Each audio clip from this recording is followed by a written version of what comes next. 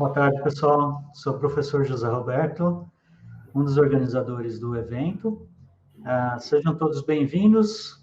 Nós vamos ter a palestra agora com o professor Messias Borges Silva. O tema da palestra é Método Ativo de Aprendizagem, Design Thinking. E o professor Messias, ele é colega de departamento lá na Faculdade de Engenharia de Guaratinguetá da Unesp e também da Escola da USP em Lorena, né? Escola de Engenharia também em Lorena. E, Messias, vou passar a bola para ti, fique à vontade com o pessoal, é um prazer tê-lo aqui, né? Agradeço por ter aceito o convite. Hoje nesse tema, você é uma pessoa de grande reconhecimento no Brasil e sei que lá fora também, então eu agradeço por esse tempinho que você nos concedeu, né, para atuar aqui no Senge. Muito obrigado. Ok, eu que agradeço, professor Beto e demais organizadores do Senge. Fico muito feliz, muito honrado em participar nessa tarde com vocês. Um assunto, né, que é um assunto que a gente tem procurado conversar bastante com as universidades públicas e privadas aqui no Brasil. Eu, particularmente, né, tenho tido a oportunidade de interagir com universidades fora do Brasil também.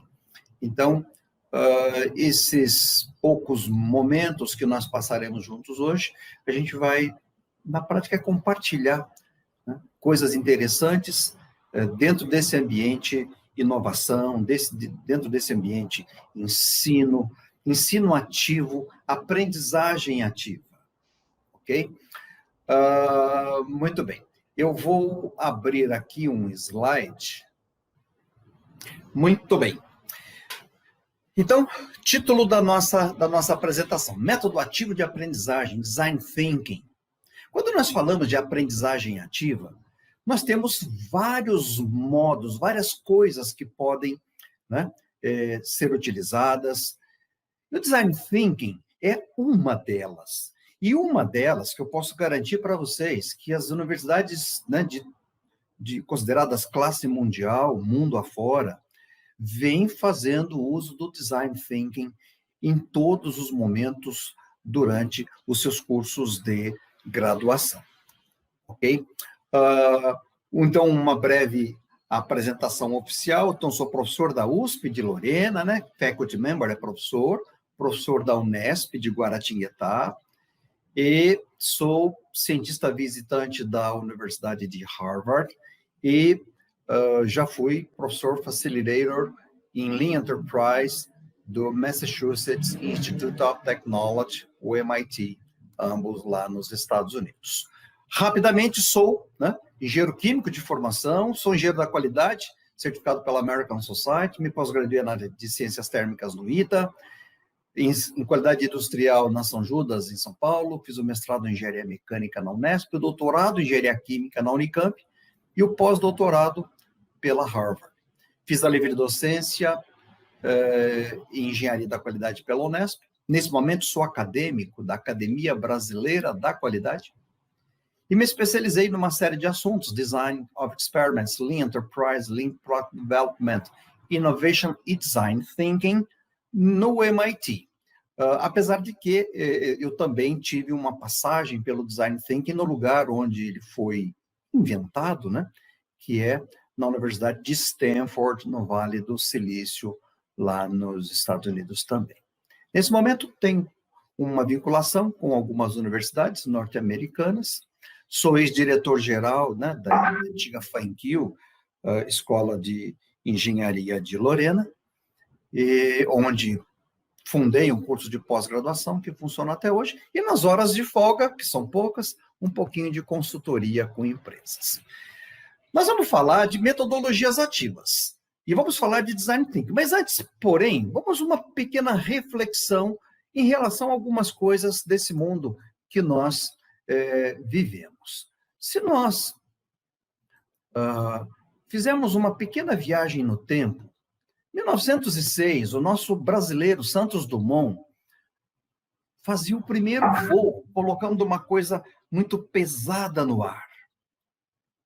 Menos de 100 anos depois, mais precisamente 63 anos depois, nós estávamos pisando na Lua.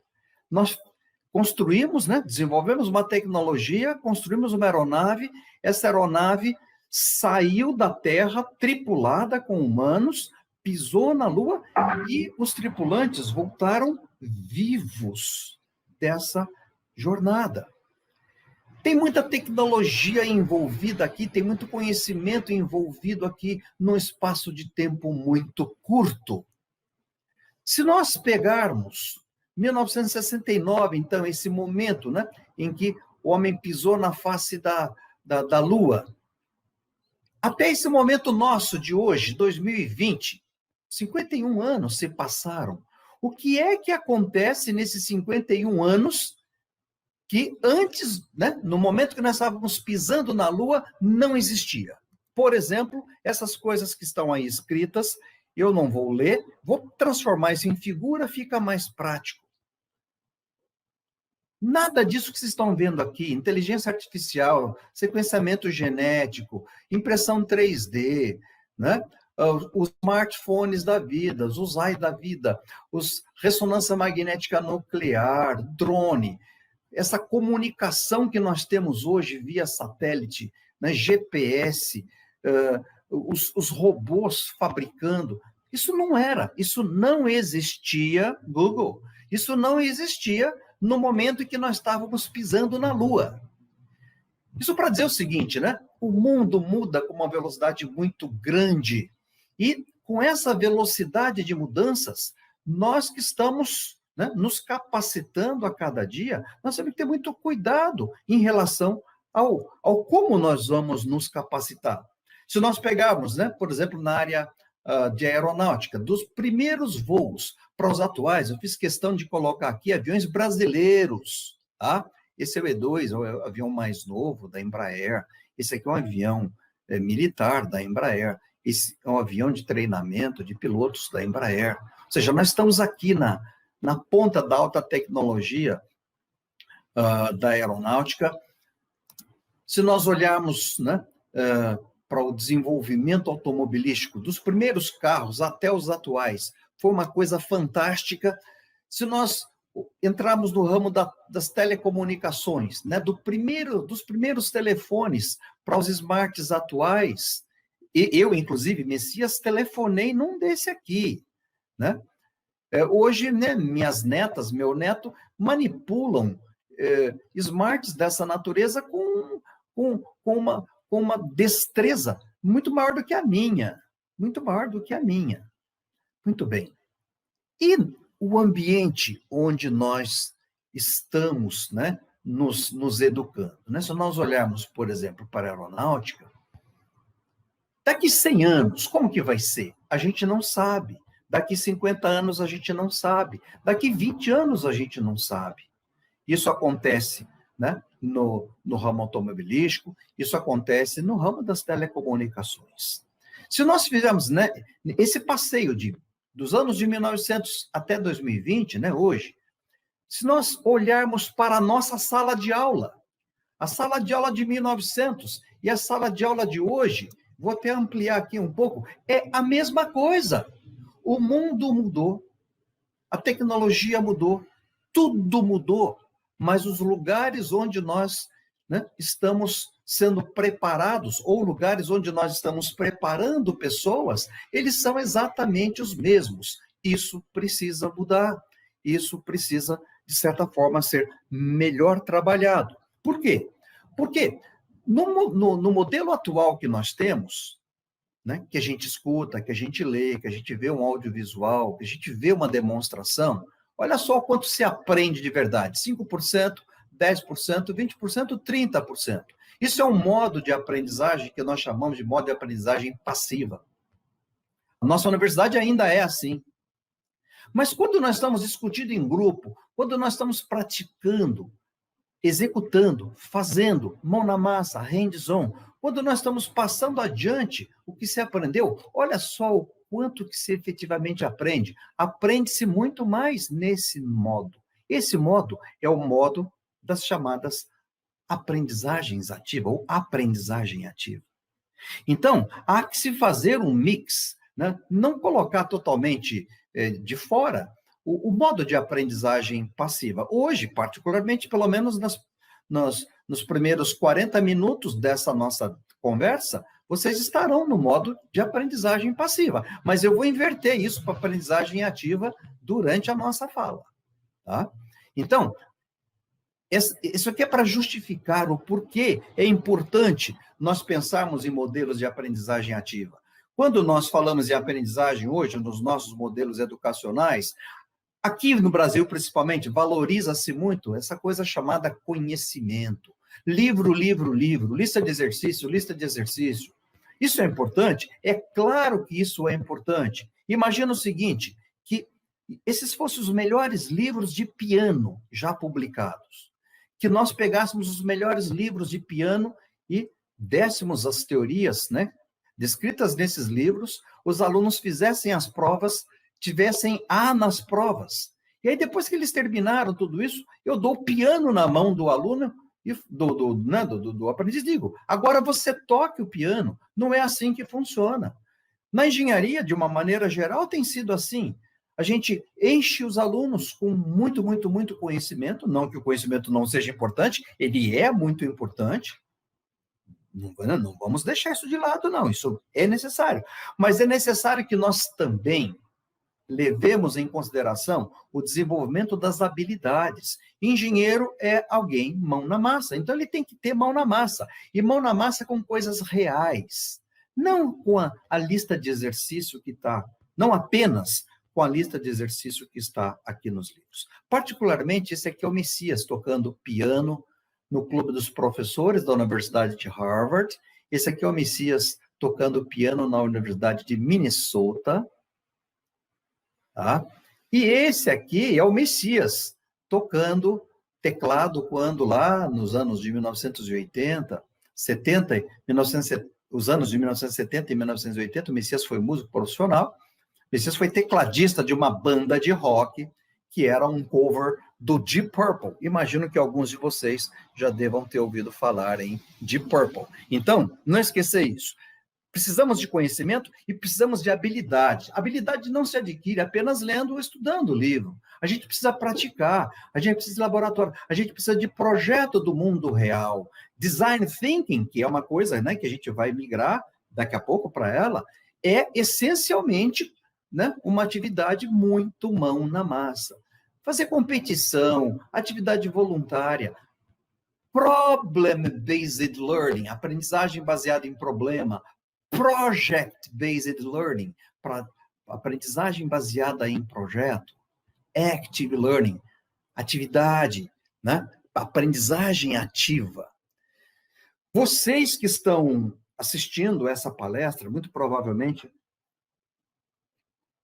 a grande maioria tem idade aí entre 16 e 37 anos. Então, quem está, né, quem tem entre 16 e 37 anos, pertence a uma geração chamada geração millennial. E os millennial aprendem de maneira diferente. Os millennial hoje, né, trocam, por exemplo, o parquinho.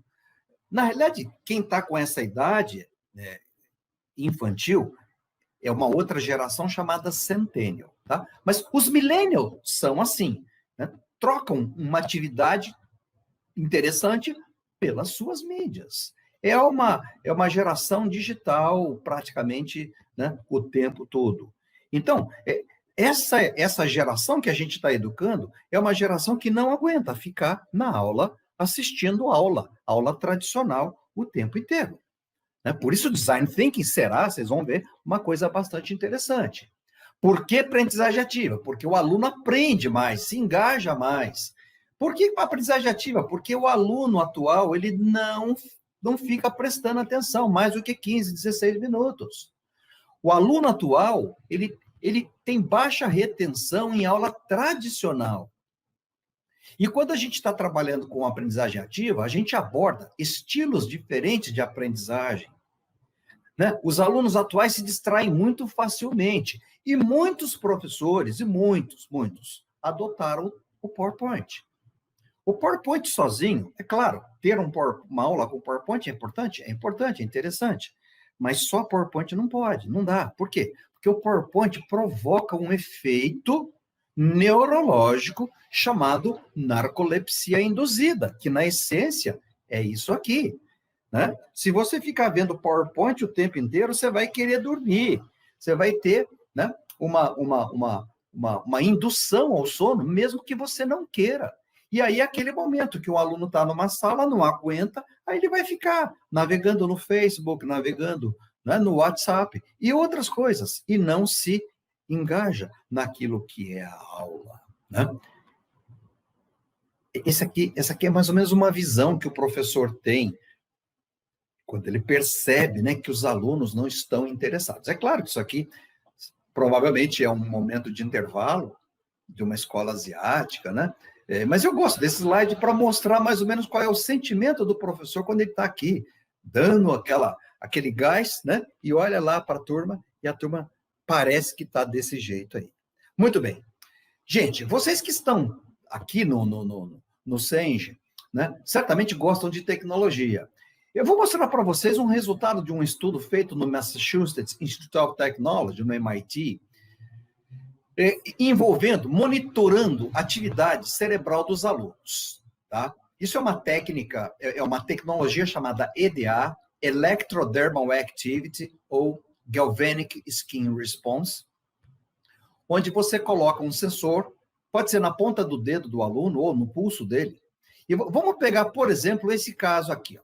O aluno está no laboratório, 16 horas. Veja que a atividade cerebral dele está intensa. Aí ele termina o laboratório e vai para a casa dele. Fazer, né? Dar continuidade. Esse na casa dele pode ser na própria universidade. Ele está lá fazendo os cálculos. Então, veja que a atividade está intensa. Aí dá mais ou menos meia-noite, né? Chega aquele horário que supostamente as pessoas vão dormir. Esse aqui certamente não foi dormir, está assistindo, quem sabe, um filme, alguma coisa parecida. Aí ele efetivamente dorme, tá? Isso aqui ele está dormindo. Aí ele levanta cedo e vai para a aula. Essa aqui é a atividade cerebral dele na aula. Class é aula. Class é aula. Ou seja, essas aulas que nós estamos tendo hoje, e nada, é quase a mesma coisa. Veja aqui, né, o nível de participação cerebral dele numa aula é praticamente o mesmo de quando ele está numa situação de relax. Isso até pouco tempo atrás a gente não conseguia medir, agora a gente já pode medir. Eu, particularmente, estou montando um laboratório de neurociências aplicada à educação, onde nós teremos diversos tipos de sensores, um dos quais é esse, e a gente vai poder medir nos nossos alunos em breve, né, como que está a participação efetiva desse aluno. Por quê? Nós não queremos dar aulas assim. Nós não queremos que nas nossas aulas os alunos estejam numa situação próxima de relax, ou seja, numa situação próxima de que não está acontecendo nada. Nós queremos que a atividade cerebral do aluno dentro de uma aula seja uma atividade intensa, tem que ser intensa. Muito bem. E o que o Design Thinking tem a ver com isso? O Design Thinking é uma das oportunidades que nós temos de fazer a chamada aprendizagem ativa. Usar um método ativo de aprendizagem. Então, nós vamos falar do Design Thinking a partir de agora. E, para falar de Design Thinking, uma vez que Design Thinking está inserido num ambiente de inovação, eu tenho um conhecido lá na Harvard, que publicou recentemente um livro, Como Construir Inovadores. E num dos momentos do livro, ele fala das 7 características para a sobrevivência de inovadores. Vocês, na essência, são ou serão esses inovadores que nós precisamos. E o que os inovadores precisam ter? Pensamento crítico e capacidade para resolver problema. Tem que ser capaz de trabalhar junto por meio de rede. Tem que liderar por influência. Tem que ser ágil. Tem que ter capacidade de se adaptar às novas realidades. Eu comecei, né, a nossa fala fazendo uma viagem no tempo. E nessa viagem no tempo, eu mostrei como as coisas mudam e mudam rápido. Então, nós temos que ser ágeis e não podemos esperar muito. Temos que fazer igual aquele bichinho que é o camaleão faz, né? Ele muda de cor, assume a cor do ambiente onde ele está por uma questão de sobrevivência. E ele faz isso rapidinho, faz isso em questão de segundos. Nós não podemos esperar muito tempo para saber que nós precisamos mudar. Inovadores têm iniciativa, sabem empreender. Inovadores sabem acessar e analisar informações.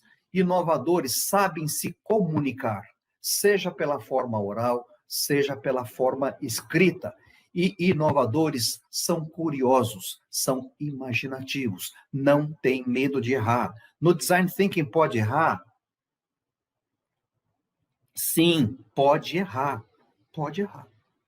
O que não pode é ficar errando, repetindo o erro. Mas se você nunca fez alguma coisa, ela é completamente nova, ao fazer, pode ter erro? Claro que pode ter erro. O Design Thinking é, na essência, alguma coisa que está centrado nas pessoas, voltado para as pessoas. O Design Thinking é colaborativo. O Design Thinking é criativo. O Design Thinking é otimista. O Design Thinking se baseia em experimentação, tem que fazer, tem que pôr a mão na massa, eleva o nível de inovação e já ajuda a buscar estabelecer a correspondência entre necessidades humanas e recursos técnicos disponíveis. Vamos fazer uma pequena pausa aqui. Inovar não significa ter altíssima tecnologia envolvida. Inovar significa dar novos significados para algumas coisas que tragam soluções para necessidades humanas que ainda não tinham sido atendidas até aquele determinado momento. Pega o que tem. Ah, se tivesse, não importa, se tivesse, você não tem. Pega o que tem e faz com o que tem. Só para vocês terem ideia, eu estava numa das minhas passagens lá por Harvard e MIT, eu estava no MIT e fui visitar um lab chamado Design Lab. E nesse lab, eu conheci lá um estudante africano que estava fazendo doutorado, estava fazendo o PhD dele. E conversando com esse estudante, eu falei, qual é a sua pesquisa? O que você está fazendo? Ele falou assim, olha, a minha pesquisa envolve a construção de um dispositivo para poder arar a terra, lá na minha região, na África, que é uma região muito pobre. A gente não tem dinheiro para comprar trator, a gente não tem dinheiro para comprar máquinas agrícolas. Então, a gente tem que comer e a gente tem que plantar o que come. E para isso nós precisamos preparar a terra. Então, estou desenvolvendo aqui um dispositivo. E era um dispositivo que, na essência, utilizaria a força humana para empurrar. Parecido com alguma coisa que vocês já conhecem, né? De filmes antigos, onde, né, com um animal, a pessoa arava lá a terra. Esse jovem estava desenvolvendo um dispositivo inovador, mas, olha só o contexto, né? Iria ser empurrado por humanos, quando muito por animais. Por quê? Eles não têm acesso para comprar.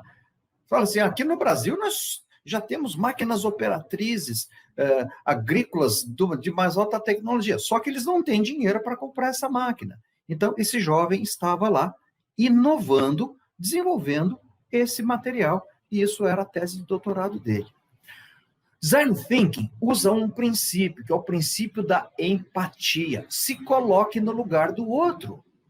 Não tem como você projetar alguma coisa para o outro sem saber o que o outro efetivamente precisa.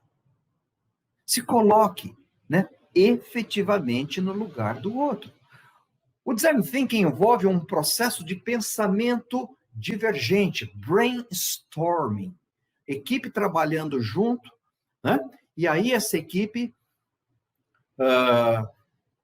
traz ideias, discute ideias e, a partir disso, a gente entra num processo de pensamento convergente, faz uma espécie de um filtro, separa o que vai adiante, o que não vai, nem tudo vai adiante. Algumas coisas não irão, não tem problema. E aí, com aquelas coisas que vão adiante, nós vamos entrar num processo de ideação, vamos fazer um desenho, vamos, né, imaginar como que seria aquele produto que a gente está pensando nele. Esse produto pode ser um serviço, pode ser um produto físico, pode ser um serviço. E aí, com as primeiras ideias, nós transformamos essas primeiras ideias em alguma coisa mais palpável. A gente prototipa essa ideia. Eu hoje vou provocá-los a vocês fazerem um protótipo. E a história tem que ser contada, tem que ser bem contada, storytelling, né? O storytelling, se for antes do projeto ser iniciado, ele ajuda a trazer, né, energia, ele ajuda a trazer inspiração. Se ele for depois, ele ajuda a inspirar os outros que vêm na sequência, né? Por exemplo, né, como é que a gente se inspira? Homens, de uma maneira geral, né? Se assistem, por exemplo, lá aquele filme 300, né, que tem aqueles caras fortes, né? Estilo lá Vin Diesel, estilo Van Damme, estilo Arnold Schwarzenegger. Se você assiste um filme daquele, se você está magrinho, você quer, depois daquele filme, ir para uma academia, malhar e ficar fortão, algo mais ou menos assim, né? Incentiva. Eu tenho um filho, hoje ele tem 38 anos, mas ele era garotinho ainda, meu segundo filho. Tem uma diferença de 4 anos para o irmão mais velho dele. Então era comum, né, o mais velho chegar da escola, pegar o pequeno e tapão, sacaneia mesmo. Quem tem irmão mais velho ou mais novo sabe do que eu estou falando, né? E um belo dia, olha só essa questão da inspiração, como que a coisa pode inspirar. O mais novo, o que sempre apanhava, assistiu, na sessão da tarde, aquele filme Karate Kid. E ao assistir Karate Kid, né, tinha o garotinho, né, fraquinho, que os grandes lá, né, sacaneavam. E aí depois o pequenininho arranjou lá um mestre, e o mestre ensinou várias técnicas, né, de defesa pessoal, e esse menino foi para uma competição. E um dos movimentos, né, não sei se vocês se lembram, que assistiu, um que, né, no treinamento ele fica de pé numa perna só, né, e aí o movimento, mais ou menos esse, quem está me vendo, né? Bom, o meu filho Dovo, o pequeno, o que apanhava, assiste esse filme. E aí ele se inspirou nisso. Aí quando o mais velho chegou, 5 e pouco da tarde, né, da escola, e já chegou querendo sacanear, né, o pequeno, achando que aquilo funcionaria com ele, porque ele estava, né, altamente motivado para aquilo, né, e é a cena que eu avisto, eu estou chegando do trabalho, eu entro na minha casa, pego o mais velho já querendo sacanear o pequeno, e aí o pequeno arma o golpe do Karate Kid, né? É claro que apanhou de novo, né? Porque ele não treinou para fazer isso, né? Mas essa coisa a história foi contada lá no filme e ele se inspirou nela. E essas coisas nos ajudam aqui em ambientes de design thinking, tá? Design thinking envolve descoberta, imersão, interpretação, análise, síntese, ideação, experimentação, prototipação e evolução. O design thinking foi inventado pelo pessoal lá de Stanford. Do jeito que esse aqui é o jeitão que ele foi inventado, tá? Começa o processo de empatia, define claramente quais são os objetivos pretendidos, entra num processo de ideação, né? Já fez brainstorming, naturalmente. Depois da ideação, você constrói o protótipo, testa o protótipo. Dependendo do que acontecer no teste do protótipo, talvez eu tenha que voltar no prototype, ou no ideate, ou no define, ou voltar lá no começo, não tem problema, né? Esse é o processo do design thinking, ok? Muito bem. Numa visão um pouco mais simplificada, né, nós podemos pensar no design thinking nessas dimensões: inspiration, ideation, implementation. É uma visão um pouquinho mais simplificada, né? Mas também válida, né? Nós estamos falando de inovação, né? Quando fala de inovação, difícil, né, não lembrar desse figura, gente boa que a gente conheceu, infelizmente, né, não está mais entre nós. Muito bem. Veja, são 14h30, em meia hora, eu praticamente trouxe para vocês desafios, reflexão e um pouco da teoria do design thinking. Quando esse curso, o mini curso, eu dou na USP, dou na Unesp ou em outro lugar, a gente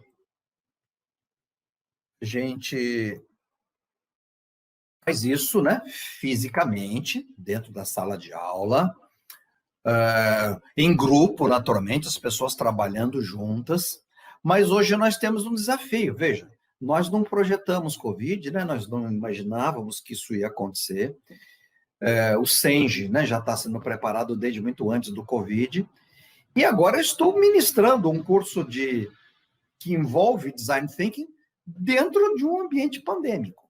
Muito bem. Nós vamos nos acovardar? Não. Nós vamos manter o curso do jeito que eu faria lá na sala de aula, se nós estivéssemos mantendo isso. Então, vocês estão aí à distância, né? Eu vou pedir que sonoramente o professor Beto me fale quantas pessoas tem nesse momento participando conosco, professor Beto. É possível ter essa informação aí? Ou as meninas do suporte?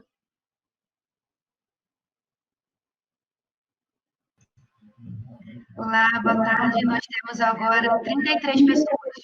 Temos 33 pessoas, então, ou seja, temos uma quantidade mais do que suficiente de pessoas para fazer esse desafio.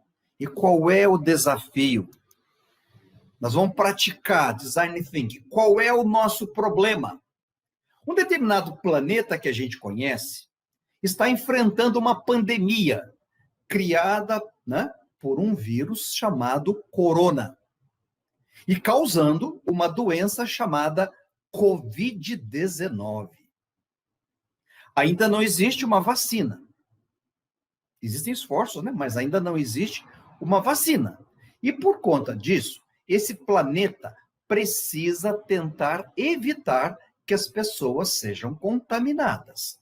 Ok, nós já sabemos, né, que distanciamento, isolamento, enquanto vacina não chega, são ações importantes, tá? Então, olha o nosso contexto. Pandemia, corona, Covid-19. E não temos ainda a vacina. Esse é o ambiente em que vocês, 33 que estão participando da nossa atividade, estão inseridos. Usando do Design Thinking, o processo, né, de empatia e ideação, o que eu vou pedir para vocês? De preferência em grupo. Poxa, mas para aí, Messias, a gente não se conhece, nós somos 33, esses 33 não se conhecem ainda. Eu imagino que vocês, né, tenham mecanismos que possam, via WhatsApp, não importa o quê, ou pode ser sozinho também, se quiser, mas seria legal se vocês, né, fizessem uma interação, então, usando o processo de empatia. Coloque-se no lugar dessas pessoas, ou seja, nós estamos no lugar dessas pessoas. E vocês, agora, vão ter que conceber um produto chamado Save Life. Então, o produto que vocês vão conceber agora, ele chama Save Life. E que esse produto possa ser usado pelas pessoas e, com isso, evitar que elas se contaminem. Então, o que vocês precisam fazer? Fazer um desenho do que seria esse Save Life. Ah, Messias, pode ser uma ideia baseada numa outra ideia existente? Pode. Né? Pode. Eu posso pegar uma ideia já existente e, em cima dela, criar alguma coisa original, alguma coisa inovadora em cima, tá? Então, vocês, o que vocês precisam fazer, né, para poder receber o certificado aqui desse nosso curso? Fazer no mínimo, um desenho, um draft do que seria esse Save Life, tá? E aí esse E é se der, né? Seria muito bom se desse. Os materiais disponíveis. Bom, mas disponível onde? Vocês certamente estão nas suas casas. Então, com os materiais que vocês tiverem nas suas casas, na casa de vocês, né? Vocês já fizeram o desenho, e aí vocês vão criar um protótipo desse Save Life. Vão criar o protótipo e vão mostrar para nós ainda hoje, dentro da aula. Essa aula, esse mini curso acaba 15h15, né? Então, nós temos aí cerca de meia hora, no máximo, para fazer isso se transformar em alguma coisa real. Detalhe, isso precisa ser muito barato e acessível, principalmente para a população de baixa renda. Então, nós estamos pensando num Save Life que a gente possa levar para moradores de rua, né?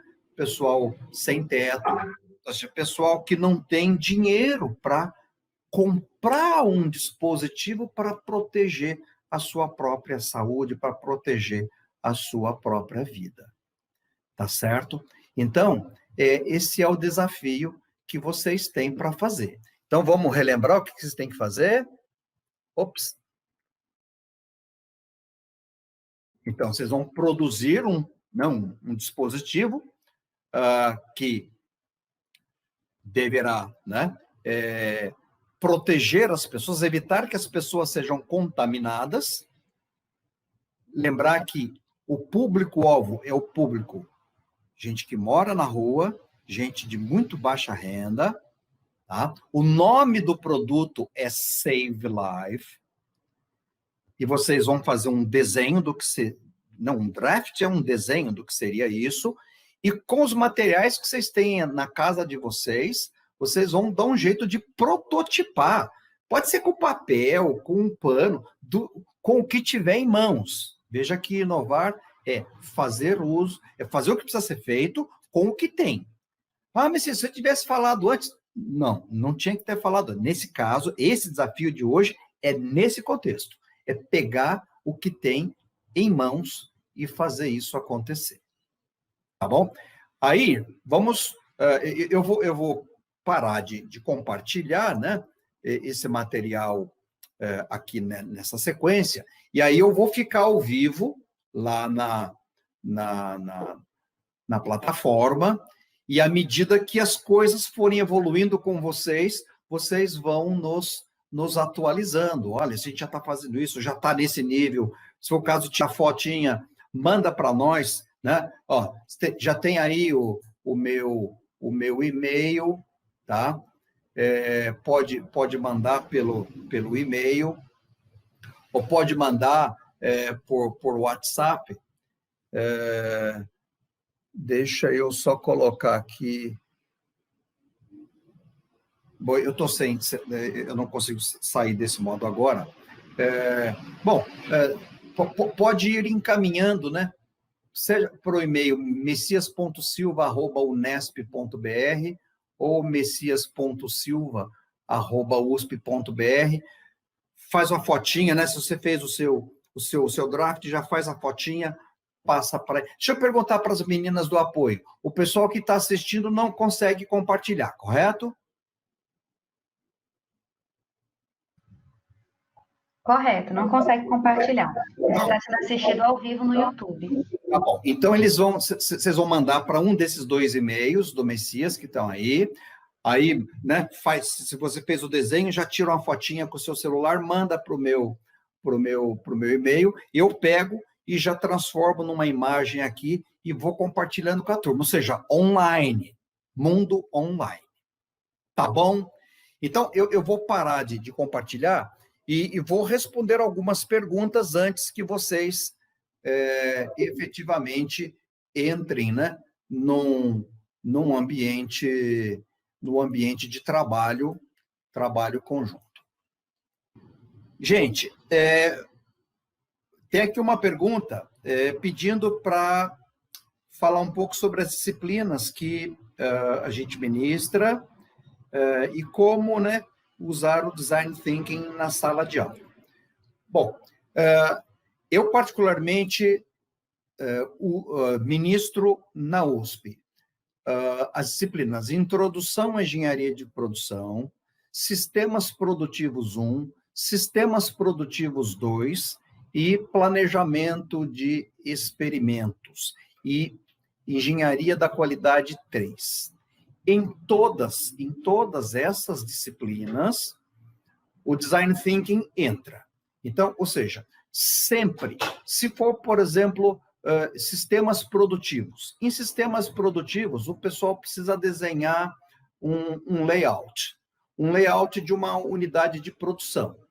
Então, nesse layout dessa unidade de produção, os alunos vão ter que se colocar no lugar, né, de quem vai efetivamente trabalhar nesse lugar, princípio da empatia, ou seja, anda em todas as etapas e, no final, vem um protótipo prontinho para a gente. Então, aqui na USP em Lorena, nas disciplinas que eu ministro, e na Unesp em Guaratinguetá, todas disciplinas, em todas elas, por exemplo, na Unesp, eu ministro administração da manutenção, estatística. Então, em todas essas, por exemplo, em estatística, o pessoal usando o Design Thinking, eles têm que prototipar um carrinho feito com coisas que pega no lixo, e aí esse carrinho tem que andar com uma propulsão que eles desenvolvem na hora, e aí esse carrinho andando, as medidas, né, os alcances, né, que o carrinho conseguiu, aí o grupo que fez aquele carrinho usa aqueles dados para fazer a estatística. Então, dentro, inclusive, da disciplina estatística, a gente faz isso. Ou seja, praticamente todas as disciplinas de engenharia que eu ministro, o conceito de Design Thinking entra. E há colegas, né, colegas meus na USP, colegas meus na Unesp, que têm feito a mesma coisa. Em relação a livros sobre Design Thinking, existem vários livros. Eu vou pedir, por gentileza, Rodrigo, eu nesse momento eu estou fora do meu habitat, né, que o Unesp ou USP, estou na minha casa, e eu tenho muitos livros sobre Design Thinking, eles estão na minha biblioteca lá na universidade. Eu vou combinar com o pessoal da organização do SENG e faço uma lista e peço para que eles encaminhem para vocês, tá? Tão logo possa, tá bom? Mas existe uma vasta literatura a respeito disso. Vale a pena estudar, muito bacana. Um dos drafts que nós recebemos, agradeço aí ao Antônio Gomes, do Paraná. Acho que o Antônio Gomes é colega, professor, né? Bem-vindo aí ao nosso time. Olha só, a ideia interessante do Antônio. É um guarda-chuva, e aí você tem plástico, né, aqui na lateral, de modo que, se você está andando, né, bom, além de você, né, ter a proteção contra a chuva, em toda a extensão dele, né, você não vai ter contato físico com ninguém que estiver aí no seu caminho. Bacana. Obrigado aí, Antônio, pela sua colaboração. Colaboração da Ana Facim. A Ana Facim está pegando uma estrutura parecida, de um aquário, né? E colocando lâmpada ultravioleta, e isso vira uma espécie de caixa esterilizadora, que você tem as lâmpadas UV ali acesas, e você vai fazer a desinfecção, a esterilização de alguns materiais. Bom, agradeço, né, aí a colaboração de vocês dois, né, que nos enviaram os materiais. É claro, gente, não se faz Design Thinking assim, né?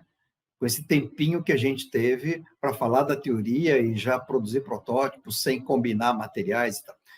Mas o que eu quis, né, trazer para vocês, principalmente, né, nesse ambiente que nós estamos trabalhando, né, de capacitar pessoas, né, dentro das universidades, sejam elas universidades públicas, universidades privadas. Recado para os possíveis professores que estão aqui nos ouvindo, né? E vocês que são alunos, né, levem essas ideias para os seus professores. Vamos tornar o ambiente sala de aula um ambiente mais agradável, onde a gente traga para dentro da sala de aula problemas reais, para a gente resolver problemas reais. Vamos sim resolver as listas de exercício que tem lá no livro de matemática, de física, de química. Nós não vamos abrir mão disso, né? Mas vamos transformar esse ambiente chamado sala de aula em um ambiente onde efetivamente a nossa mente, a nossa capacidade criativa seja colocada à prova. E aí a gente vai treinando assim, porque quando nós cairmos, né, no mercado, sejamos nós empregados de uma empresa, sejamos nós donos de uma empresa, nós vamos ter problema para resolver a vida inteira, nós vamos ter necessidades humanas, né? A cada dia que passa, essas necessidades elas vão se multiplicando. E gente como nós é que vai fazer a diferença, que vai fazer acontecer. Design Thinking é um dos mecanismos que ajuda a fazer, tá? Então, para não avançarmos, né? Aí olha, eu recebi nesse momento. Eu vou fazer o seguinte, eu vou compartilhar aqui pela câmera, porque agora já não dá mais tempo de eu preparar. Essa contribuição foi olha, um Spray Save Life, que permite detectar as infectadas por meio do fluido, olha só, um fluido parecido com aquele, né, que se a pessoa cometeu um crime, você bota lá e ele já fica luminescente, né? Você sabe se teve, né? Então, nisso um vai identificar se tem a Covid, é a Louise.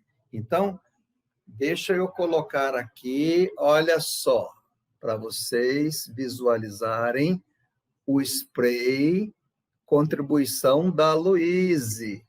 Olha, o nome do spray é... Veja, fez o protótipo, né? Fez o desenho, já correu em casa, pegou as coisas, né, que estavam à disposição e já fez o protótipo. Legal, bacana, bacana. Muito bom, muito bom. Aí, gente, você vê, nós estamos longe, né? A centenas de quilômetros, em alguns casos, talvez milhares, e a gente, veja, né?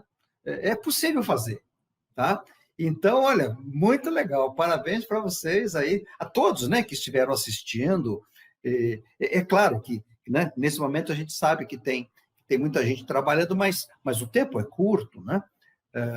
Mas acho que a ideia principal do negócio está aí entregue para vocês, tá bom? Professor Beto, estou aí à disposição para o encerramento, né? E garantir, né, que nós estamos cumprindo o horário direitinho, sem avançar no horário dos outros. Eu gostei quando você foi perguntado sobre essa questão das disciplinas, né? Como você aplica em suas aulas, né? E para quem está nos ouvindo, né? Lá no início eu comentei, o Messias é colega de departamento na Unesp, né? Em Guaratinguetá. E eu, quando comecei minhas aulas na Unesp em Guaratinguetá, eu sou da computação, então a gente mexia com as telas, desenhos eram na tela, né? Programação, enfim, não era algo com as mãos, fora teclado e mouse, né? E o Messias acabou me tirando um pouco da zona de conforto, porque então eu tinha disciplinas que poderiam sofrer alguma alteração, né, na metodologia, na forma como os métodos que eu estava utilizando, né, dentro da sala.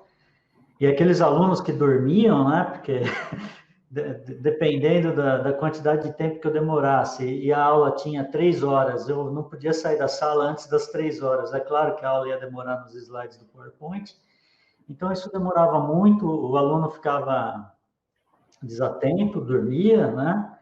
E depois de algum tempo eu resolvi dar melhores ouvidos ao que o Messias estava falando. Messias, se você me permitir, eu gostaria de compartilhar algumas poucas fotos das que eu fiz em sala de aula e dizer que essa... Show de bola, Beto. Então, vamos lá. Messias, Messias, né, pessoal? Essa é uma turma de engenharia civil. Eles estavam em uma aula de gestão de projetos e eu estava falando sobre o Scrum. né, que é um método bastante, um framework, né, bastante utilizado na computação e que agora ele é utilizado em várias empresas também fora de desenvolvimento de software. E aqui vocês podem ver, os alunos eles utilizam diversos materiais, inclusive estão inclusos aí cartolina, Lego, né, madeira, cola, papel, enfim, uma porção de objetos que vocês podem verificar aqui em cima da mesa, além de um quadro que é parecido com um quadro Kanban para o engenheiro de produção, né? Você tem o Product Backlog, você tem o backlog que está em processo naquela semana de trabalho, né? Ou melhor, que vai entrar em processo naquela semana de trabalho, aqui quem vai fazer o quê, né? E o que foi concluído. São várias reuniões, a gente utiliza o esquema do Scrum, mas acabou que utilizar um pouco da ideia, não vou dizer que foi utilizado tudo, né, mas um pouco da ideia do Design Thinking, com a turma de engenharia civil, eles tinham que fazer uma maquete, né, de um condomínio.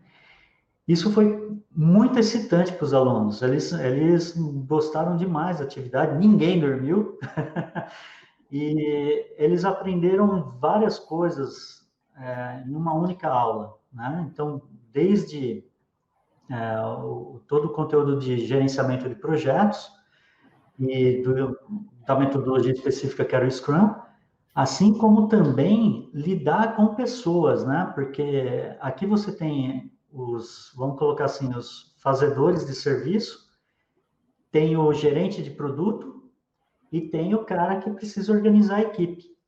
Então, isso modificou completamente o andamento das minhas aulas com a turma de engenharia civil. Isso graças ao professor Messias. Então, essa não é a única experiência, né? E posso dizer, valeu muito a pena, professor. Legal, Beto, muito. Mas fico feliz mesmo em saber, né, que, né, o Beto foi chefe do departamento lá que a gente e muitas das ideias, né, que a gente levou, que a gente discutiu junto, né, a gente pôs em prática essa própria sala aqui. O Beto mostrou a foto para vocês. Vocês não tiveram uma visão, né, mais ampla dessa foto, mas essa sala é uma sala diferente, é uma sala bem espaçosa. Nós temos alguns minutos, então, Roberto, eu acho... Deixa eu só ver se eu tenho aqui a foto dessa sala, até para o pessoal ter uma ideia do que a gente está falando, né? Quando a gente não só faz uso, né, do Design Thinking, mas também o modo com que nós estamos encarando esses espaços, né, que são os espaços de aprendizagem. Essa sala aqui é de Harvard, tá? É a sala que eu trabalho lá na Universidade de Harvard.